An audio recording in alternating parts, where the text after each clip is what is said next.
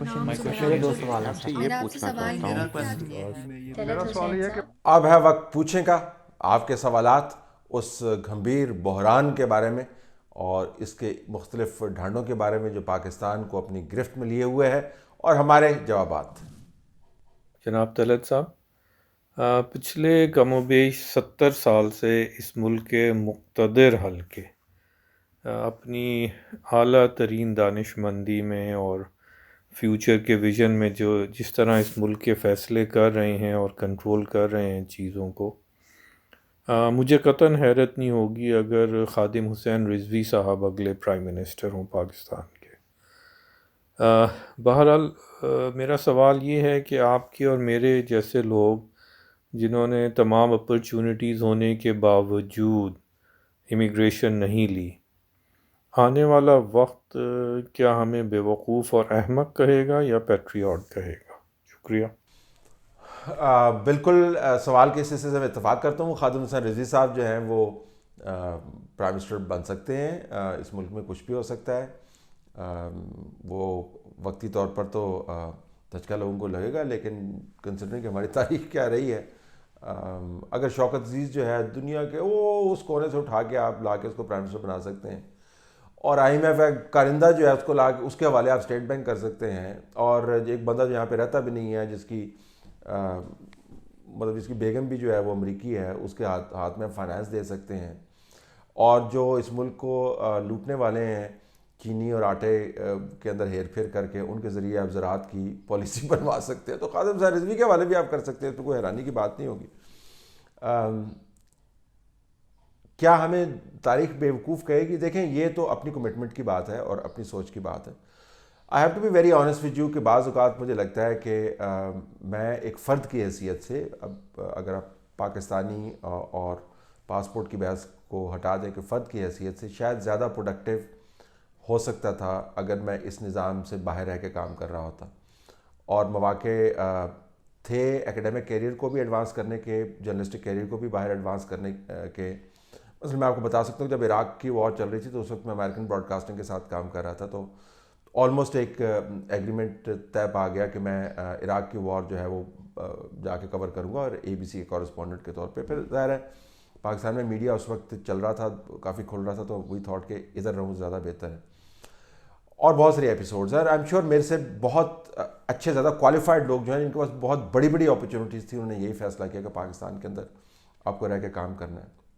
لیکن اب واقعتاً کبھی کبھی احساس ہوتا ہے کہ آپ اس نظام کو آپ کی بالکل ضرورت نہیں ہے، اور اس سے یہ نہیں ہے کہ آپ کو مایوسی ہوتی ہے، خوشی ہوتی ہے کہ اس نظام کو آپ کی ضرورت نہیں ہے، کیونکہ یہ نظام ان لوگوں کے ذریعے چلایا جا رہا ہے جن کو آپ محلے کے اندر سے گزرنے بھی نہیں دیتے. تو اس حد تک تو آپ کو اور مجھ جیسے لوگوں کو مطمئن رہنا چاہیے کہ ہم نے جو کام کیا وہ اصول کے اوپر کیا اور کسی کے کہنے کے اوپر نہیں کیا. پاکستان کے اندر رہنا جو ہے ایک ہمارا اپنا انڈیپینڈنٹ ڈیسیژن تھا. ہائیز اینڈ لوز کو آپ کو ایکسیپٹ کرنا چاہیے. اگر ہمارے ڈیسیژن کی جو بیسک کیلکولیشنز تھی وہ ٹھیک ثابت نہیں ہوئی فی الحال، این ممکن ہے کہ 10 سال کے اندر وہ صحیح ثابت ہو جائیں. ہو سکتا ہے کہ ہم اس وقت جو مایوسی کی کیفیت ہے اس سے نکل پائیں. لیکن آج کل کے دور میں آپ کو یقین، آپ نے صحیح کہا، لگتا ہے یہی ہے کہ بندہ کبھی کبھی سوچتا ہے کہ یہ بیوقوفی کی ہے کہ آپ کہیں اور جا کر مزید پروڈکٹیو ہو سکتے. تو میں ورک کے اینگل سے بات کر رہا ہوں. سہولت کا کوئی ایشو نہیں ہے. بندے کو کیا چاہیے؟ ایک کپ چائے کا چاہیے ہوتا ہے، اور 2 وقت کا کھانا چاہیے ہوتا ہے، اور ایک بستر چاہیے ہوتا ہے جس کے اوپر آپ ٹانگیں پسار کے سو جائیں، اور اتنا ہی چاہے وہ بیڈ ہو یا کاٹ کی چارپائی ہو، نیند آپ کو آ جاتی ہے اگر آپ نے دن صحیح گزارا ہوا. تو بندے کی ضرورت اس سے زیادہ تو ہے نہیں. تو میں کام کے زاویے سے بات کر رہا ہوں کہ شاید ہم زیادہ بہتر پروڈکٹیو ہو سکتے تھے. اگلی جنریشن کا مجھے زیادہ فکر ہے. میں اسکولوں کے اندر پڑھاتا ہوں، 10 سال سے پڑھا رہا ہوں. میں یونیورسٹی کے اندر بھی بڑی عرصے کے بعد میں نے، یہ دوسرا سال ہے میں نے پڑھانا شروع کیا.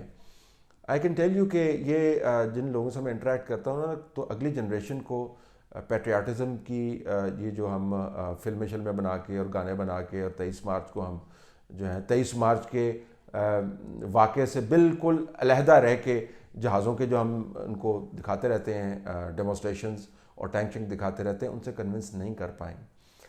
امید چھین لی ہے ان 3-4 سالوں کے بدترین تجربات نے نئی جنریشن سے، اور یہ امید بہت انویسٹمنٹ واپس لا سکتے ہیں. امید کو واپس لاتے ہوئے بہت وقت لگ جاتا ہے. تو مجھے اپنی اتنی فکر نہیں ہے جتنی نئی جنریشن کی فکر ہے. میں اپنے بچوں کو کیسے کنونس کروں گا, میں اپنے اسٹوڈنٹس کو کیسے کنونس کروں گا؟ That to me is the biggest question. ہم نے جہاں پہ اتنی گزار لی ہے باقی بھی گزار لیں گے. جناب علی میں تھوڑی توجہ دلانا چاہنا اس کام واسطے کہ سعودیہ 37,000 بندہ ہوں تک گرفتار ہو گیا ہے اپنے حکومتی پولیسیا کی وجہ نال. انہوں واسطے جناب کوئی آواز اٹھاؤ, انہوں کا کوئی پرسان حال ہوئے. وہ بچارے کئی ہتھکڑیاں لگیاں نے, کئی بچارے انج بیٹھے تھے تھلے. ابھی یہ جو 2 دن سے ہو رہا ہے تو یہ اسی کا ہے جو طیب اردگان نے کہا تھا کہ BSNL کو تھریٹ کیا کہ میں جو ہے آپ کے 2 لاکھ پاکستانیوں کو وہاں سے نکال دوں گا. تو یہ اسی کا ریئیکشن ہے کہ 2 دن کے اندر اندر یہ سب کچھ ہو رہا ہے وہاں پہ. سعودی میں جو آج کل پاکستانیوں کو مسائل کا سامنا ہے طیب اردوان کے دورے کے بعد, کیا یہاں پہ کسی کوئی احساس ہے, کوئی پوچھنے والا ہے کہ وہاں پہ جو ان کی پکڑ دکڑ ہو رہی ہے ان لوگوں کی جو کہ لیگل ہے, ان کے پاس اقامے ہیں, پراپر ویزے ہیں ان کے پاس, ان کو ایسا تنگ کیوں کر رہے ہیں سعودی والے؟ کیا مسئلہ ہے؟ اور کیا حکومت میں کسی کو یہ احساس ہو رہا ہے یا وہ اس کا پوچھیں گے ان سے کہ بھائی آپ ایسا کیوں کر رہے ہو؟ اس پہ ذرا آپ پلیز کمنٹ کریں. جی بہت شکریہ. مجھے بہت ساری ویڈیوز بھی بھیجی ہیں لوگوں نے جو ظاہراً نیم قید کی حالت میں ہے اور حالات وہاں پر اچھے نہیں ہیں, اور یہ جو سوال آپ نے بھیجے ہیں یہ خبر کی صورت میں 2-3 جگہوں سے میرے سامنے آئی ہیں, اور میں نے وہ ویڈیوز جو ہیں وہ ڈیولی پاس آن کر دی ہیں ریلیونٹ اداروں کو. فارن آفس میں کچھ دوست ہیں ان کو بھی ہم نے بھجوا دی ہیں. ابھی تک کوئی رد عمل سامنے آیا نہیں ہے, تو چونکہ مسلسل یہ خبریں آ رہی ہیں تو میں تو یہ درخواست کروں گا دوبارہ سے شاہ محمود قریشی صاحب سے اور وزیر داخلہ سے بھی, کیونکہ ان کا تعلق ہے ان لوگوں کے ساتھ ڈیل کرنے کا کہ جو یہاں سے لیبر جو ہے پاکستان سے باہر بھیجتے ہیں, اور باقی جتنے ادارے ہیں ان سے جو رابطے میں رہتے ہیں سعودی اتھارٹیز کے ساتھ, کہ اس کو لک انٹو دس. یہ پاکستانی جو ہیں وہ وہاں سے مسلسل کمپلینٹس کیوں آ رہی ہیں اور اس کا تدارک کیوں نہیں ہم کرتے, اور لوگوں کو کوئی مطمئن کرنے والا جواب تو فراہم کریں, معلومات کے ذریعے ہی جواب فراہم کر دیں. ہو سکتا ہے اطلاعات غلط ہوں, ساری صحیح نہ ہوں, اور ہو سکتا ہے پکڑ تکڑ جو ہے بہت ساری میرٹ کے اوپر ہو, بہت سارے لوگ جو ہیں وہ سیدھے راستے جاتے بھی نہیں ہیں. ہمیں یہ بھی ماننا چاہیے.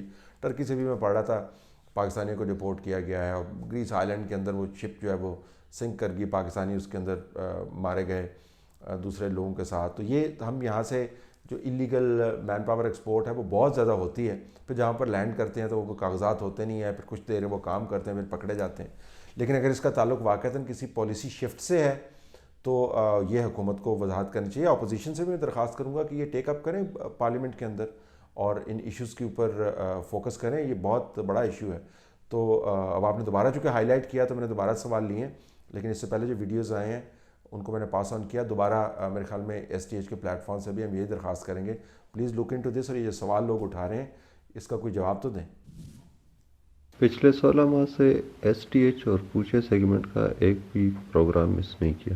اس دوران کیا حکومت نے کوئی ایک بھی قابل ستائش کام نہیں کیا, یا دوسرے الفاظ میں پیشگی معذرت کے ساتھ STH کے پلیٹ فارم سے کبھی کوئی خوشخبری بھی مل سکے گی؟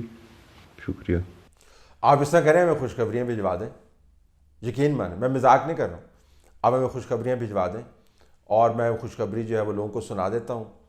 اس کے بعد دل کان کھلا رکھیے گا جب لوگوں کا رد عمل آئے گا. تو ایک تو یہ تصور ہے کہ ہم خوشخبریاں دینے کے لیے نہیں بیٹھے ہوئے یہاں پہ, ہم معلومات دینے کے لیے بیٹھے ہوئے, تجزیہ دینے کے لیے بیٹھے ہوئے.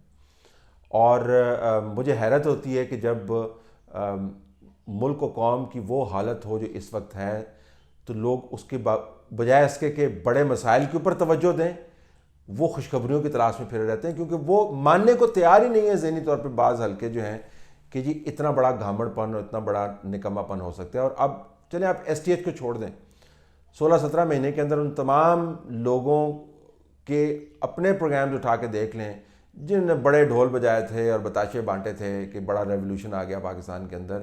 وہ جو تمام لوگ جو چیتے تھے عمران خان صاحب کے, کوئی دائیں پہ کھڑا ہوتا تھا, کوئی بائیں پہ کھڑا ہوتا تھا, کوئی آگے کھڑا ہوتا تھا, کوئی کنٹینر پہ کھڑے ہوتے تھے, اور خان صاحب سے جا کے جھک جھک کے ملتے ہوتے تھے بنی کلا کے اندر اور کہتے تھے کیا بات ہے, تو اس میں سیلفیاں کھنچواتے ہوتے تھے کہ جی بڑا ایک ریولوشنری آ گیا ہے. تو ان سے جا کے آپ پوچھ لیں, ان کو بھی چھوڑیں جی. آپ جو پاکستان کے اندر لوگ ووٹر موجود ہیں ذرا ان سے جا کے آپ خوشخبری لیں, تو آپ کو پتہ چل جائے گا کہ خوشخبری مانگنے والے یا جاننے والے کے اوپر رد عمل کیا ہوتا ہے، لیکن میری آفر آپ کے سامنے برقرار ہے. آپ بھجوا دیں مجھے خوشخبریاں، میں لوگوں کے سامنے رکھ دیتا ہوں، پھر لوگوں کو کہتا ہوں اس کے اوپر رد عمل کا اظہار کر دیں، وہ میں آپ تک پہنچا دوں گا.